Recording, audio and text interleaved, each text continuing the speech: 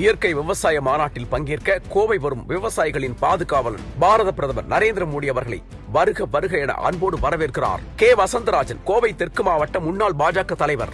உங்கள் தங்க நகையை அதிக விலைக்கு விற்கவும் மற்றும் அடகில் இருக்கும் தங்க நகையை மீட்டெடுத்து அதிக விலைக்கு விற்கவும் உடனே அணுகவும் பிரைம் கோல்ட் ஹப் 9840551787.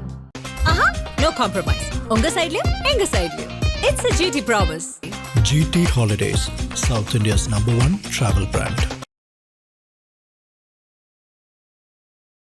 பீகார் தேர்தல் முடிவில் இருக்கக்கூடிய முக்கியமான டேக்அவேஸ் என்ன நினைக்கிறீங்க? குறிப்பாக குடும்ப ஆட்சிக்கு எதிரான அங்க இருக்கக்கூடிய மேண்டேட், மகளிர் கொடுத்த மேண்டேட், ரெண்டுத்தையும் எப்படி பாக்குறீங்க? நரேந்திர மோடி ஏழை எளிய மக்களுக்கு செய்தது என்பது எண்ணற்றது. பிளஸ் நரேந்திர மோடிக்கு ஒரு எதிர்ப்பு இல்லை பீகாரில் என்பதுதான் யதார்த்தம். வருகிற 19ஆம் தேதி பிரதமர் மோடி அவர்கள் தமிழகம் வர இருக்கிறார். அவருடைய வருகை அப்படிங்கிறது எப்படி இருக்கும்? தமிழக அலையன்ஸ் கூட்டணி பற்றி, தமிழகத்தை பற்றி முழுதலாக நரேந்திர மோடி அவர்கள் அமித்ஷாவிடம் கொடுத்து விட்டார். அதனால இந்த விசிட் வந்திருந்து பொலிட்டிக்கல் விசிட்டா நான் பார்க்கலீங்க வினோத். இந்த பீகார் தேர்தல் முடிந்த பிறகு பாஜகவுடைய போக்கஸ் இனிமே வரக்கூடிய மாநில தேர்தல்கள் இருக்கும். மிக குறிப்பாக மேற்கு வங்கம், தமிழகத்துல ஜாஸ்தியா இருக்கும் அப்படின்ற ஒரு தகவலும் சொல்லப்படுது. இந்த தகவல் உண்மைதானா? ஒரு கடினமான கேள்வி, பதில் சொல்லுவதும் கடினம். எது இருப்பினும் அரசியல் ரீதியாக பார்க்க போனீர்களானால் தமிழகத்தை எடப்பாடி பழனிசாமி அவரிடம் அமித்ஷா ஒப்படைத்து விட்டார். ஜெயிக்கிறது தோக்கிறது முதலமைச்சராவதெல்லாம் உங்களுடைய பொறுப்பு. லாலு பிரசாத் யாதவுடைய 9 குழந்தைகளை பற்றி லாலு படத்தை போட்டு ஊழல் செய்ததெல்லாம் அது மாதிரியான தோற்றம் ஏப்ரல் 2026 தமிழக தேர்தல் முடிந்தவுடன் அதே டைம்ஸ் ஆஃப் இந்தியா சென்னை எடிஷனில் திமுக குடும்பத்தை பற்றி பார்க்கலாம் என்று தான் நான் நினைக்கிறேன். ஏங்க, ஒரு ஜங்கல் ராஜ்னு சொல்லிட்டு அரசாங்கத்தை கவுத்தாங்கல்ல சார் பீகார்ல. எவ்வளவு பப்ளிசிட்டி பண்ணாங்க, அதுக்கு எவ்வளவு நாள் யோசிச்சிருப்பாங்க. அதே மாதிரி நிர்மலா சீதாராமனே சொல்லியிருக்காங்க, திராவிட முன்னேற்ற கழகம் இல்ல ட்ரக் முன்னேற்ற கழகம். 2026 தேர்தல் என்பது நரேந்திர மோடிக்கும் அமித்ஷாவுக்கும் ஸ்டாலினுக்கும் உதயநிதிக்கும் நடுவே இருக்கக்கூடிய சண்டையாகத்தான் நான் பார்ப்பேன். நேயர்களுக்கு அன்பு வணக்கம். இன்றைய சிறப்பு நேர்காணலில் நம்முடன் இணைந்திருக்கிறார் மூத்த பத்திரிகையாளர் டெல்லி ராஜகோபால் அவர்கள். சார் வணக்கம். நமஸ்காரம். நமஸ்காரம் வினோத். நமஸ்காரம் சார். பீகார் தேர்தலுக்கு பிறகு சந்திக்கிறோம். அந்த முடிவுகளை பத்தி பேசாம போக முடியாது. அந்த பீகார் தேர்தல் முடிவில் இருக்கக்கூடிய முக்கியமான டேக்அவேஸ் என்ன நினைக்கிறீங்க? குறிப்பாக 3 விஷயங்கள் சொல்லலாம். ஒண்ணு, குடும்ப ஆட்சிக்கு எதிரான அங்க இருக்கக்கூடிய மேண்டேட், அப்புறம் மகளிர் கொடுத்த மேண்டேட், ரெண்டுத்தையும் எப்படி பாக்குறீங்க? பீகார் தேர்தல் என்றால் நாம் இருவருக்கு நன்றி சொல்ல வேண்டும். கடந்த 10 வருடங்களாக நரேந்திர மோடி ஒருவர் ஏழை எளிய மக்களுக்கு, ஆங்கிலத்தில் சொல்வார்கள் பெனிஃபிஷரிஸ், ஹிந்தியில் சொல்வார்கள் லாபாரதி, தமிழில் சொல்வார்கள் பலனாளிகள். நரேந்திர மோடி ஏழை எளிய மக்களுக்கு செய்தது என்பது எண்ணற்றது. அதற்கு கிடைத்த பலன். இரண்டாவது, நிதிஷ்குமார் அவரை பல்டுராம், டர்ன்கோட் என்றெல்லாம் சொல்லலாம். ஆனால் பொதுமக்களிடையே அவருக்கு இருக்கக்கூடிய ஒரு வரவேற்பை நான் கடந்த 20 நிதிஷ்குமார் அவர்களை நான் நன்றாக அறிவேன். இன்றல்ல நேற்றல்ல. அவருக்கு வயதானதனால் நினைவு மறதிகள் வந்தது. பூமி கபூர் என்று சொல்லக்கூடிய ஆங்கிலத்தில் இருக்கக்கூடிய இந்தியன் எக்ஸ்பிரஸ் எடிட்டரும் நானும் சேர்ந்து கொண்டு பல முறை அவரை சந்தித்திருக்கிறோம். டெல்லியில் அவர் முதலமைச்சராக இருந்தபோது அவர் பெண்களுக்கு குறிப்பாக ஒரு ரேஞ்ச் ஆஃப் குரூப், ஏஜ் குரூப்னா ஒரு 40 வயசு, அந்த ஆளுங்கெல்லாம் இப்ப 60 வயசா இருக்கு அவங்களுக்கெல்லாம். அவங்க ரொம்ப ஹெல்ப் பண்ணியிருக்காங்க நரேந்திர மோடிக்கும் நிதிஷ்குமாருக்கும். அதுக்கு தான் லோகேஷ் சந்திரபாபு நாயுடுனுடைய, அதாவது சந்திரபாபு நாயுடு மகன் அழகாக சொன்னார், நானி என்றால் பாட்டீன் என்ற அர்த்தம். என்னை என்றால் நரேந்திர மோடி, என்ன என்றால் நிதிஷ்குமார் என்றெல்லாம் ஒரு அடுக்கு மொழியில் பேசினார். அவருக்கு நரேந்திர மோடிக்கு கிடைத்த ஒரு மாபெரும் சாதனை என்ன என்று கேட்டால், பாரதிய ஜனதா கட்சியினுடைய தலைவராக இருந்த பொழுது பீகாருக்கு அவர் பார்வையாளராக இருந்திருக்கிறார். பீகார் அவருக்கு கை உள்ளங்கையில் இருக்கக்கூடிய நெல்லிக்கனி மாதிரி அவருக்கு எல்லா இடமும் தெரியும். 27, 28 டிஸ்ட்ரிக்ட் அப்ப இருந்து இப்ப 52 டிஸ்ட்ரிக்ட் ஆயிருக்கு. அதனால கிடைச்ச லாபம். பிளஸ் நரேந்திர மோடிக்கு ஒரு எதிர்ப்பு இல்லை பீகாரில் என்பதுதான் யதார்த்தம். பிளஸ் நீங்க என்ன ஒண்ணா கூட்டிக்கலாம். அதை தவிர ஒண்ணு வினோத், கடந்த 10 நாட்களாக Times of India, Hindustan Times, Indian Express, Statesman மற்றும் எத்தனையோ பத்திரிகைகள், எக்கனாமிக் டைம்ஸ் எல்லாத்துலயும் வந்திருக்கு ஸ்டோரிஸ். சென்டர் பேஜ் ஆர்டிகல் எழுதினாங்க. உலகத்தில் இருக்கக்கூடிய பல யூனிவர்சிட்டி இருக்கவங்கலாம் வந்தாங்க. எல்லாத்தையும் தவிர யூனியன் எலெக்ஷன் கமிஷன் வந்து 5 நாடுகளிலிருந்து சிறப்பு தேர்தல் அதிகாரிகளை அனுப்பி வைத்தார்கள்.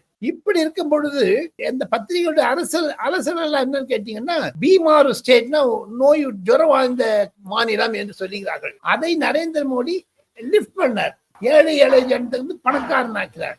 25 லட்சம் பேருக்கு ட்ரோன் கொடுத்திருக்காருங்க கடந்த ஒரு 3 வருடத்தில். கிரிப்டோ, நபார்ட் அன்ற மாதிரி எல்லாம் போட்டு அவர் செய்த சாதனைகள் பல. ஒவ்வொரு இலாக்காத்தையும் வச்சு பாத்தீங்கன்னா நிறைய பண்ணிருக்காரு. நரேந்திர மோடியினுடைய ஒரு வெற்றிக்கு காரணம் பீகார். அவர் க்ளோஸா ஃபாலோ பண்ணிட்டு வர்றாரு ஒவ்வொரு திட்டத்தையும். இதுதாங்க என்னுடைய அரசியல் ரீதியாக பார்த்தால் நரேந்திர மோடி 2 சொன்னார். ஒன்று, லாலு யாதவனுடைய அரசாங்கம் ஜங்கிள் ராஜ் என்று. ஜங்கிள் ராஜ் தான் நல்ல கேப்சர் ஆயிடுச்சுங்க. இரண்டாவதாக நரேந்திர மோடியினுடைய தாயை பற்றி ராகுல் காந்தியும் ஏன் மு.க. ஸ்டாலின் சென்றிருந்த அந்த கூட்டத்தில் கூட அப்படி பேசினார்கள். தேஜஸ்வி யாதவ் அவரை வளர்த்து விட்டார். அந்த யார் அந்த கோஷத்தை எழுப்பினாரோ நரேந்திர மோடியுடைய அம்மாவை பச்சையா திட்டினாங்க. அப்புறம் அரெஸ்ட் பண்ணாங்க. அதை நரேந்திர மோடி பயன்படுத்தி கொண்டார். என் அம்மாவை நீ திட்டுகளேன்னு சொல்லிட்டு சின்ன சின்ன விஷயத்துல நிறைய பேருக்கு ஆதரணையர்களுக்கு ஒரு டீப் சவுத்ல திருநெல்வேலி, ராமநாதபுரம் போன்ற தமிழ்காரங்களுக்கு எல்லாம் ஒரு புதிய விஷயத்தை நான் சொல்ல ஆசைப்படுகிறேன். சட் பூஜை என்று பெயர். தீபாவளியில 4 நாள் பிச்சு வரும். இந்த சட் பூஜை போது நரேந்திர மோடி செய்த ஒரு மாபெரும் சாதனை என்ன என்று கேட்டால், ராகுல் காந்தி சொல்லிட்டாரு, சட் பூஜையில நரேந்திர மோடி டான்ஸ் ஆடுறாரு, நாடகம் நடிக்கிறாரு, அங்க போய் குளிக்கிறேங்கிறாரு, அதெல்லாம் பொய் அப்படின்னு. அதை அப்படியே தோசை திருப்பி போட்டாரு நரேந்திர மோடி. அதுலதான் அவருக்கு ஓட்டு நிறைய வந்ததுங்க. காரணம் என்னன்னா, ராகுல் காந்தி ஒரு குளத்தில் தலால் விழுந்து குளிச்சார். அவங்க நதிக்காரில் இருக்கும்போது மீனவர்களோடு சேர்ந்து.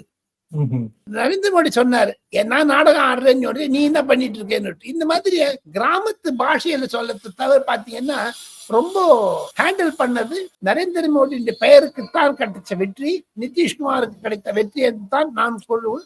அதை ஓட்டு பிரிப்பதில் ஹைதராபாத்தில் இருந்து 2 பேர் வந்தாங்க பீகார் தேர்தலை ராகுல் காந்திக்கு தோற்கடிப்பதற்காக. அவர்களும் நரேந்திர மோடிக்கு உதவி செய்திருக்கிறார்கள். ஒன்னு அசருதீன் ஓவைசி, இன்னொன்னு கிருஷ்ணா அல்லூரு. கிருஷ்ணா அல்லூருங்கிறவர் வந்து ராகுல் காந்திக்கு இது என்ன காது, இந்த ரைட் இயர், லெஃப்ட் இயர், கை, அப்படி அவ்வளோ நம்பிக்கைக்குள்ளவர். அவருடைய வேலை என்ன தெரியுமா உங்களுக்கு? திருமணம் செய்து வைப்பது. வெப்சைட் நடத்துறது சாதி.com. சாதின்னு சொன்னா கல்யாணம் அர்த்தம். அந்த சாதி.comல வந்து எல்லா வட இந்தியர்களுக்கு எல்லாம் பண்ணிட்டு நல்ல கொள்ள பண்ண அடிக்கிறாரு. அதுல எல்லா மேட்சிங் எல்லாமே இருக்குது. இப்போ எல்லா எலக்ட்ரானிக்ஸ்ல வந்துருச்சு. அவர் தான் அப்சர்வரா போனார். பட்னால இறங்கினாரு. ஒரு டிக்கெட்டுக்கு 5 கோடி வாங்கினாரு காங்கிரஸ்காரங்கிட்ட. ஏர்போர்ட்ல அச்சாங்க பாருங்க, அவர் ஓடி போட்டார். அவர் ஏர்போர்ட் உள்ள போலீஸ் ஸ்டேஷன் உள்ள போய் பூந்துட்டார். ஆக மொத்தம் 2 தெலுங்குக்காரர்கள் நரேந்திர மோடிக்கு இன்டைரக்டா வலிச்சார். 3வது ஒரு தமிழ்காரர் ஹெல்ப் பண்ணிருக்காரு. அவர் தான் மு.க. ஸ்டாலின் அவர்கள். அவர் எப்படின்னு கேட்டீங்கன்னா ரொம்ப பிஜேபிக்கு ரொம்ப ஹெல்ப் பண்ணிருக்காரு வட இந்தியாவில. தமிழக சட்டமன்றத்தில் ஹிந்தி மொழியை பொது இருந்து அழிப்போம், அப்புறம் பேனர் பதாகைகளிலிருந்து எடுப்போம் எல்லாம் ஒரு சட்டம் ஒன்று என்னாரு. கட்சியில எடுத்துட்டு தேஜஸ்வி யாதவ் கனிமொழி கிட்ட பேசி இந்த மாதிரிலாம் பண்ணி என்ன நார்த் இந்தியாவில எங்களால் வர முடியாதுன்னு சொன்னார். எப்போ அப்போ வந்த போதே ஹிந்தி பத்திரிகைகள், இந்தி தொலைக்காட்சிகள்ல அந்த டிபேட் நானும் போயிருக்கேன். Times now, India today, Indian express எல்லாத்துலயுமே அது ஒரு மாறுதல் கொடுத்தேன். இதெல்லாம் ஒரு 5-6 வச்சுன்னு பாத்தீங்கன்னா என் மனதில் படுதுங்க வினோத். இரண்டாவது, இந்த குடும்ப அரசியலுக்கு எதிரான மக்களுடைய ஒரு நிலைப்பாடு. குறிப்பாக அது வந்து நம்ம தெலுங்கானால எடுத்துக்கலாம், மகாராஷ்டிரா எடுத்துக்கலாம், யூபி எடுத்துக்கலாம். இந்த நெக்ஸ்ட் ஜெனரேஷன் இல்ல second generation, third generation leaders வந்து அவங்களுடைய அக்செப்டன்ஸ் அப்படிங்கிறது நாளுக்கு நாள் குறைந்து கொண்டே இருக்கிறதா அப்படிங்கிற ஒரு கேள்வி இருக்கு. இப்ப இந்த பீகார் தேர்தலில் கூட லாலுவுடைய 3 வாரிசுகளுமே தோற்றிருக்கிறார்கள். 2 வாரிசு அவங்க கட்சி சார்பாவே நின்னாங்க, ஆர்ஜேடி சார்பா. ஒரு வாரிசு தனியா கட்சி ஆரம்பிச்சு போய் நின்னாரு, அவரும் தோற்றிருக்கிறார். சோ இப்ப இந்த வாரிசு அரசியலுடைய வீழ்ச்சி அப்படிங்கிறது ஒரு ட்ரெண்டாக இந்தியால மாற தொடங்கி இருக்கிறதா அப்படிங்கிற ஒரு கேள்வி இருக்கு சார். அதற்கு 2 காரணங்கள். நரேந்திர மோடியினுடைய செங்கோட்டை பேச்சுக்கு பிறகு வினோத், எனக்கு கிடைக்கக்கூடிய தகவல்கள், இந்த குடும்ப வாரிசு அரசியல் என்பது இன்றல்ல நேற்றல்ல, புதியதல்ல, எல்லாம் பழசுதான். அம்மையார் ஜெயலலிதா நம்மிடம் இருந்தபொழுது கூட குடும்ப அரசியலை பற்றி பேசியிருக்கிறார். ஆனால் அதை நிலைநாட்டியது நரேந்திர மோடி அவர்கள். எப்படின்னு கேட்டீங்கன்னா, ஊருக்கு ஊரு போய் சொன்னார். அவர் அடிக்கிறது நினைச்சது ராகுல் காந்தி, சோனியா காந்தி, பிரியங்கா காந்தி. இப்ப அடிபட்டது தேஜஸ்வி யாதவ், நீங்க சொன்ன மாதிரி அகிலேஷ் யாதவ், மம்தா பானர்ஜி, இன்க்ளூடிங் நம்ம தமிழ்நாட்டுல 2026 தெரியும் உங்களுக்கு அவங்க.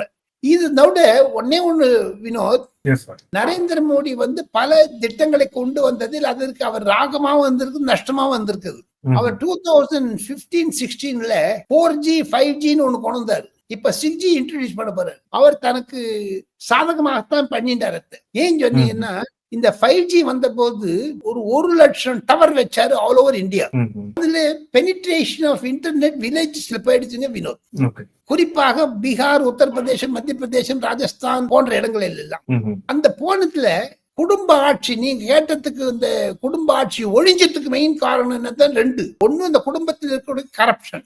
குறிப்பாக லாலு பிரசாத் யாதவனுடைய குடும்பத்திற்கு 20-30,000 கோடி ரூபாய் இருக்கிறது. அதை சண்டை போட்டுதான் பிரித்துக் கொள்கிறார்கள் என்பதுதான் பாட்னாவில் இருந்து வெளிவரக்கூடிய தைனிக் ஜாகரன், தைனிக் பாஸ்கர் போன்ற ஹிந்தி பத்திரிகைகள் பிரசுரமானதை நான் தமிழில் சொல்லுகிறேன். இரண்டாவது, ஒரு 45 லட்சம் யூடியூபர்ஸ் இருக்காங்க நார்த் இந்தியால வினோத். 45 lakhs. உத்தரப்பிரதேசம், நம்ம பீகார், ராஜஸ்தான், மத்திய பிரதேசம், இந்த 4-5 மாநிலங்களை சேர்த்து கொண்டார். அதுல கன்சர்டடா தீவிரமா லாலு யாதவை பற்றியும், லாலு யாதவ் மகனை பற்றியும், லாலு யாதவ் கட்சிக்காரங்களே போட்டது. அதை தவிர சமூக வலைதளங்களில் நல்லது கெட்டது ஏதோ வீடியோ வந்துட்டே இருந்ததுங்க.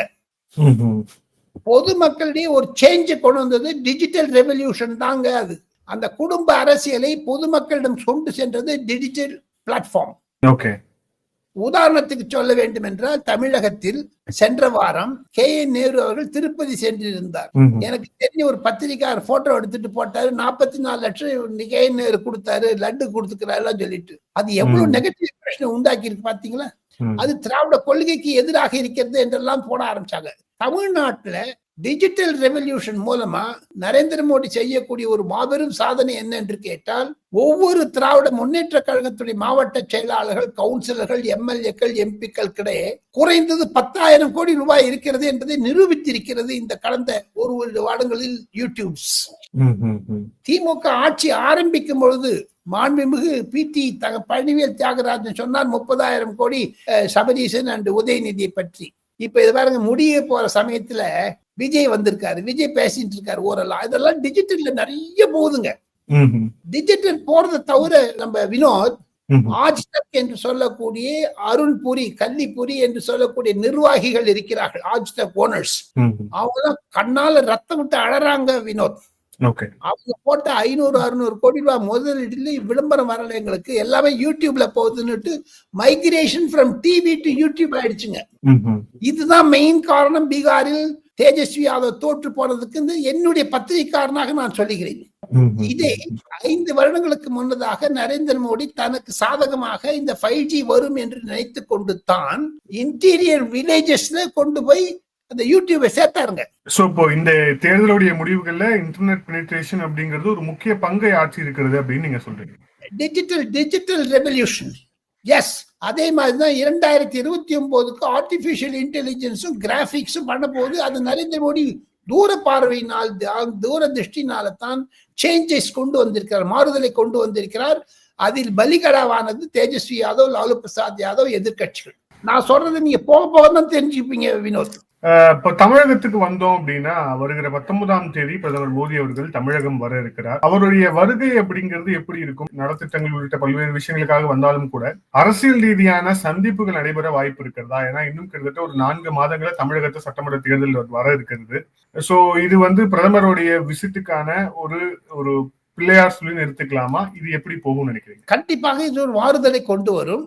ஆனால் தமிழக அலையன்ஸ் கூட்டணி பற்றி, தமிழகத்தை பற்றி முழுதலாக நரேந்திர மோடி அவர்கள் அமித்ஷாவிடம் கொடுத்து விட்டார். அதனால இந்த விசிட் இருந்து பொலிட்டிக்கல் விசிட்டா நான் பார்க்கலீங்க வினோத். சிம்பிள் அவர் இருக்க போதே 3 மணி 4 மணி நேரம் தாங்க. நான் SPG காரங்கிட்ட விசாரிச்சேன். இது ஒன்றும் அரசியல் ஃபங்க்ஷன். இது கோயம்புத்தூர் வராருங்க சொல்றதுனால தான் பீகார்ல 19ஆம் தேதி பதவியேற்பு இல்லாம 20-21 கொண்டு போயிருக்காங்க. புரியுதுங்களா உங்களுக்கு? Okay okay okay. ஆக மொத்தம் பிரைம் மினிஸ்டர் ஒரு கம்ப்ரஸ்டு டைட் ப்ரோக்ராம் இருக்கிறதுனால தான் அது தமிழ்நாட்டில் அரசியலுக்காக அவர் வரவில்லை என்று தான் நான் கருதுகிறேன். இந்த சந்திப்புல எடப்பாடி பழனிசாமி அவர்களை சந்திப்பதற்கான வாய்ப்பு இருக்குன்னு நினைக்கிறீங்களா? 20ஆம் தேதி பதவியேற்பு இருந்தால் எடப்பாடி பழனிசாமிக்கு அழைப்பு கொடுக்க போகிறதாக அருண் சிங் என்னிடம் சொன்னார். அவர் ஒருவேளை அங்கு சந்திக்கலாம், இல்லை என்றால் தம்பிதுரையை அனுப்பி வைக்கலாம். அதிமுக சார்பிலிருந்து வருவார்கள். எது இருப்பினும் வினோத், எனக்கு கிடைக்கக்கூடிய தகவல்கள் பாஜகவில் இருந்து ஒரு விஷயமா பார்க்க போனீங்கன்னா, போக போக இருக்கக்கூடிய நிலைகளை பார்த்தால் டிசம்பர் மாதம் நடுவே அனைத்து பிரச்சனைகள் எல்லாம் முடிந்த பிறகு, அமித்ஷா டெல்லியிலிருந்து சென்னை வந்த பிறகு, பாமக, தேமுதிக, அதிமுக மற்றும் சில தலைவர்களுடன், ஜி.கே. வாசன் போன்ற தலைவர்களுடன் நரேந்திர மோடியிடம் அறிமுகப்படுத்தும் அளவு விழாவிற்கு மதுரையில் ஒரு மாபெரும் கூட்டத்தை ஏற்படுத்த இருக்கிறார்கள். அப்பொழுதுதான் இந்த சந்திப்பு இருக்கும் என்று நான் கருதுகிறேன் வினோத். அது முன்னாடி அந்த கிராண்ட் அலையன்ஸ் காமிக்க மாட்டாங்க வினோத். ஓகே சார், இப்போ பீகார்ல பாஜக கடுமையாக வேலை செய்யுது அப்படிங்கிறத பாக்குறோம். இந்த பீகார் தேர்தல் முடிந்த பிறகு பாஜகவுடைய போக்கஸ் இனிமே வரக்கூடிய மாநில தேர்தல்கள் இருக்கும். மிக குறிப்பாக மேற்கு வங்கம், தமிழகத்துல ஜாஸ்தியா இருக்கும் அப்படின்ற ஒரு தகவலும் சொல்லப்படுது. இந்த தகவல் உண்மைதானா? தமிழகத்திற்கும் அது இம்பார்ட்டன்ஸ் இருக்கா? நான் ஏன் கேக்குறேன்னா, தமிழகத்துல கூட்டணி இப்போ வெஸ்ட் பெங்கால்ல அவர்களே ஆட்சி அமைக்கக்கூடிய இடத்துல நகர்வதற்கான வாய்ப்பு இருக்குன்னு சொல்லப்படுது. ஆனா தமிழகத்துல கூட்டணி தான் இருக்கிறாங்க. இருந்தாலும் தமிழகத்தை அவ்வளவு சீரியஸா எடுத்துக்கிறாங்களா? ஒரு கடினமான கேள்வி, பதில் சொல்லுவதும் கடினம். எது இருப்பினும் அரசியல் ரீதியாக பார்க்க போனீர்களானால், தமிழகத்தை எடப்பாடி பழனிசாமி அவரிடம் அமித்ஷா ஒப்படைத்து விட்டார். ஜெயிக்கிறது தோக்கிறது முதலமைச்சர் ஆவதெல்லாம் உங்களுடைய பொறுப்பு. நாங்கள் மத்திய அரசாங்கத்திலிருந்து கண்டிப்பாக பாஜக அனைத்து உதவிகளும் செய்யும். பல ரீதிகளில், ஓட்டு வாங்குவதில், பிரச்சாரம் செய்வதில் மற்றும் சில லாஜிஸ்டிக் சப்போர்ட் எல்லாத்துக்குமே.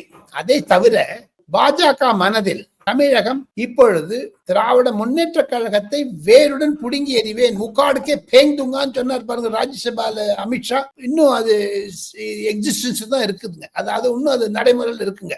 அந்த மொழியில பாத்தீங்கன்னா அமித்ஷா தான் டேஞ்சரஸ் பர்சன், நரேந்திர மோடி நல்லவருங்க. இந்த அமித்ஷாவுடைய வேலையை ஆரம்பிச்சான்னு வச்சுங்க, திமுக காத்துல பறந்து போயிடுங்க வினோத். அத ஒரு டிசம்பர் மாசம் தான் ஆரம்பிப்பாருங்க, இப்ப ஆரம்பிக்க மாட்டாருங்க. அது தவிர எனக்கு கிடைக்கக்கூடிய விஷயத்தை பாத்தீங்கன்னா, 2013-14 இருந்து 2025 வரை குறைந்தது அரசியல் ரீதியாக நாடாளுமன்றத்திலும் சரி, பாஜக கூட்டங்களிலும் சரி, செங்கோட்டையிலும் சரி, நரேந்திர மோடி ஒரு 400 ஸ்பீச் டெலிவரி பண்ணிருக்காருங்க வினோத். வாழ்த்துக்கள். அதுதான் அரசியலினுடைய டாக்குமெண்ட்ஸ். ஆனா 14ஆம் தேதி சாயங்காலம் பிஜேபி ஹெட் குவார்டர்ஸ்ல இருந்து பேசியிருக்காரு பாருங்க ஒரு பேச்சு. நான் ஒரு பத்திரிகையாளனாக நரேந்திர மோடியை நன்றாக தெரிந்தவன் என்ற ஒரு பெருமைப்படக்கூடிய அளவிற்கு அவருடைய ஆதங்கமான பேச்சு 14 நவம்பர் பிஜேபி ஹெட் குவார்டர்ஸ் நடந்த போது, தமிழ்நாட்டில் குடும்ப அரசியலை எடுத்து விடுவேன் என்று நரேந்திர மோடி சொன்னதுதான் எனக்கு உதாரணமாக படுகிறது வினோத். அதன் மூலமாக பார்த்தால் பாஜக தன்னுடைய துருப்பு சீட்டுகளை மிக ரகசியமாக வைத்திருக்கிறார்கள். கண்டிப்பாக திமுகவிற்கு ஒரு சிம்ம சொப்பனத்தை கொடுத்துருவாருங்க Amit Shah. By hook R truth they will win என்றுதான் என்னுடைய பிஜேபி அமித்ஷா எடப்பாடி பழனிசாமிக்கு ஊக்கம் கொடுப்பார் என்றுதான் என்னுடைய கருத்துங்க. அதுக்கு ஒரு இன்டாக்டா பார்க்க போனீங்கன்னா வினோத், நேற்று முதலமைச்சர் மு.க. ஸ்டாலினுடைய ஸ்டேட்மெண்ட்ல திமுக அலறி போயிருக்கிறது நான் படிக்க முடியுதுங்க.